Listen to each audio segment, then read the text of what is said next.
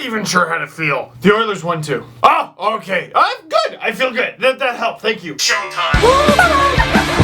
Pity point.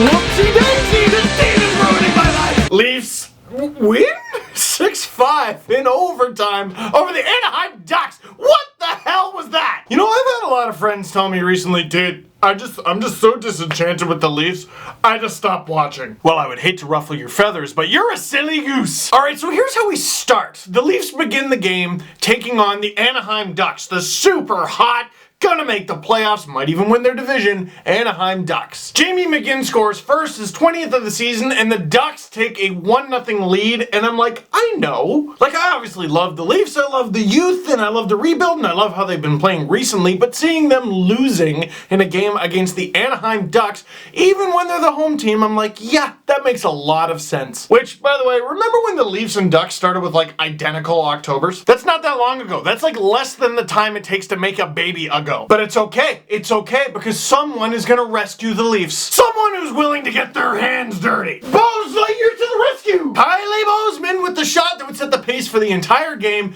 gets his 11th of the season, his first since returning from concussion in his first game back, 1-1. And the reason I say it set the pace for the entire game is I would have expected the goalie to stop that. And the goalie didn't stop that, which was a theme. And Bozak continued to have a hell of a game. Connor Brown to Milan Mahalik puts it in front for Nazem Kadri. He puts it in on the power play, but Bozak was standing right there wide open. If there's a rebound, he could have easily got his second. Kadri probably realizing that, so when the Leafs got another power play in the second period, he said, here you go, Tylee, and Tylee scored his second of the game. And as the second period is winding down, Brooks Light goes in with Ben Smith, and those were the only Leafs in the offensive zone. Until you see Frank Corrado hiding in the weeds, and with the most graceful backhand I've ever seen, Corrado puts the Leafs up 4-1. His first goal as a Toronto Maple Leaf. Break out the champagne. We're done. We're done. This game's done. There's no way the Leafs could screw this up. Also, this is the first Leaf game I've ever seen. Jamie McGinn gets another one, makes it 4-2. All right, that's fine. There's about a minute left in the period. You're not going to screw up anymore. McGinn's been pretty good. He's been a trade deadline acquisition on a good team. Whatever. Still a 2-goal lead. Andrew Cogliano streaks in front. I have him in hut. He's very fast. And he shoots, and he gets his own rebound in the air. Because Leafs and it's a 1-goal lead now. That's why it's still a lead. Oh, and see, third period starts, and the Leafs have a power play. There you go. They're going to get that 2-goal lead back at least. Maybe even a 3-goal lead. You never know. Until Jake Gardiner decides to take the puck on a walk like it's a dog. And of course, the puck ran after the first stick it saw, and it was Ryan Garbetts, and then it ran into the back of the net.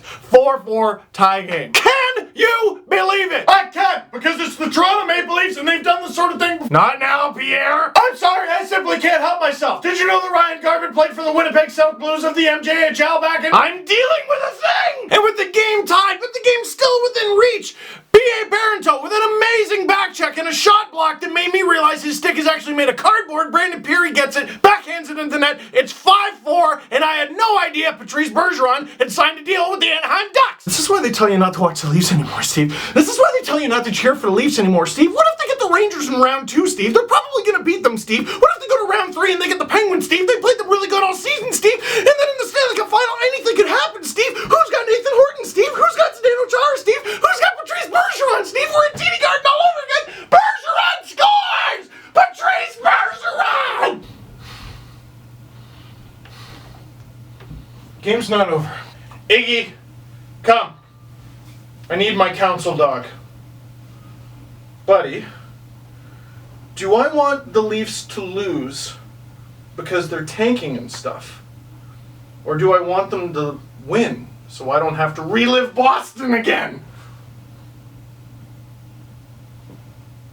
You're absolutely right.